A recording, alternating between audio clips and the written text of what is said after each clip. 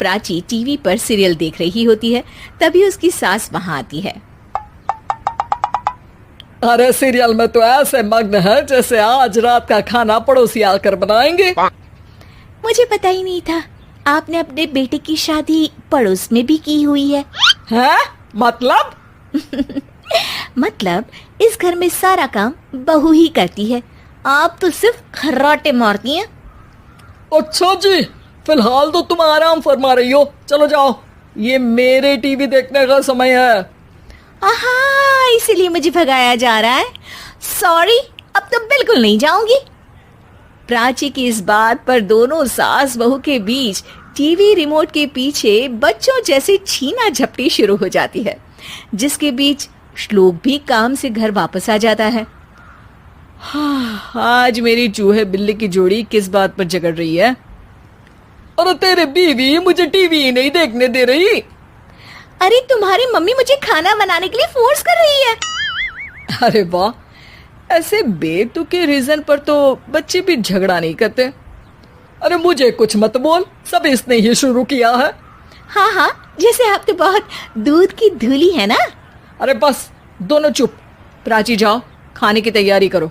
और माँ तुम छोड़ो, तुम्हें क्या बोलूं, शांति से अपना सीरियल देखो, मुझे दोबारा लड़ने की आवाज सुनाई नहीं देनी चाहिए। ऐसा बोलकर श्लोक वहां से चला जाता है, जिसके पीछे पीछे प्राची भी कुछ न कुछ बड़बड़ाते हुए रसोई में चली जाती है। हाँ हाँ, सासू जी को तो कुछ बोलेंगे ही नहीं, बस मुझ पर ही हुक्म चलता है, खाना बनाओ, जैसे मैं इनके घर में खाना बनाने के लिए आई हूँ। इसी तरह शाम बीतती है और रात को श्लोक और प्राची की सास खाना खाकर सोने चले जाते हैं, लेकिन प्राची गुस्से में कुछ खाए बिना काम में ही लगी रहती है। इस घर में किसी को घंटा फिक्र नहीं पड़ता, मैं खाऊं या भूखी रहूं। प्राची कुछ देर के लिए रसोई से बाहर जाती है और जैसे ही वापस आती है तो वहां दूध का भरा ग्लास देखकर हैरान रह जाती है। फिक्र पूरी है, बस दिखाना नहीं है। प्राची दूध पीकर सोने चली जाती है और अगली सुबह एक बार फिर सास बहू का कार्टून नेटवर्क स्टार्ट हो जाता है। ये तुमने ही किया है। अरे अजीब जबरदस्ती है, मैं बोल रही हूँ मैंने कुछ नहीं किया। दोनों ने मिलकर पूरे घर को पागल खाना बनाया हुआ है। यहाँ कोई नॉर्मल इंसान तो रह ही नहीं सकता, इसीलिए अब पड़ोसी क्या रिश्तेदार भी घर आने से कतराते हैं। और सुन बेटे, तू भी चंगा, तेरी माँ भी चंगी, तेरी बीवी भी चंगी, रिश्तेदार।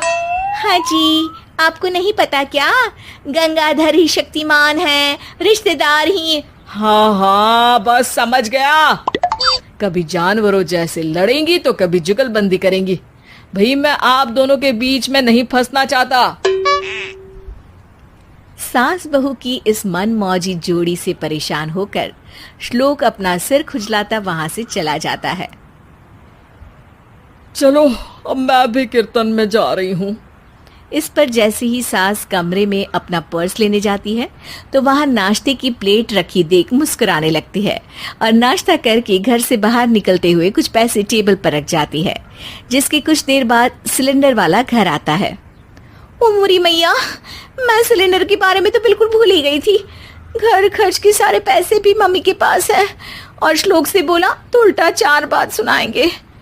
प्राची ये सोच ही रही होती है कि अचानक उसका चेहरा चमक उठता है और वो घर में आकर इधर उधर देखने लगती है।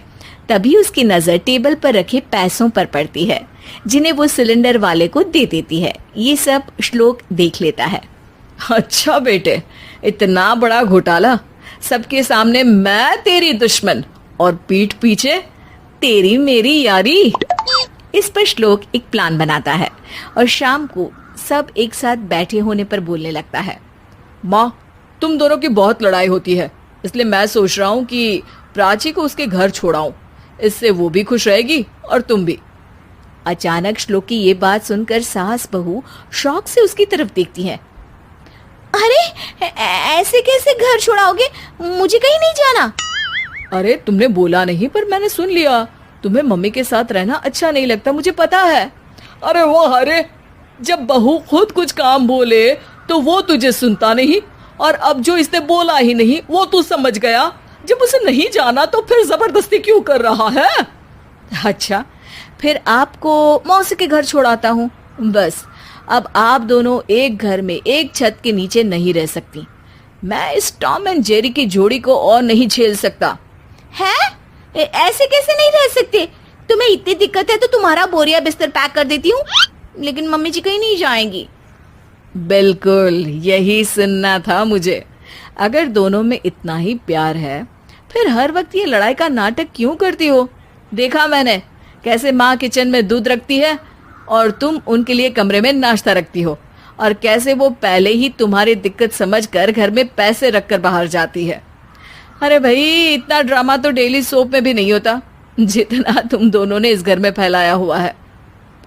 तू हमें टॉम एंड जेरी बोलता है ना, तो याद कर वो दोनों भी एक दूसरे को बाहर वालों की बुरी नजर से बचाने के लिए हमेशा सबके सामने लड़ते थे, लेकिन अकेले में दिक्कत के समय मदद भी तो करते थे। बस हमारा रिश्ता भी कुछ ऐसा ही है। और वैसे भी अगर सास बहू में तू मैं नहीं होती तो दुनिया वालों को कहानियां कैसे मिलेंगी?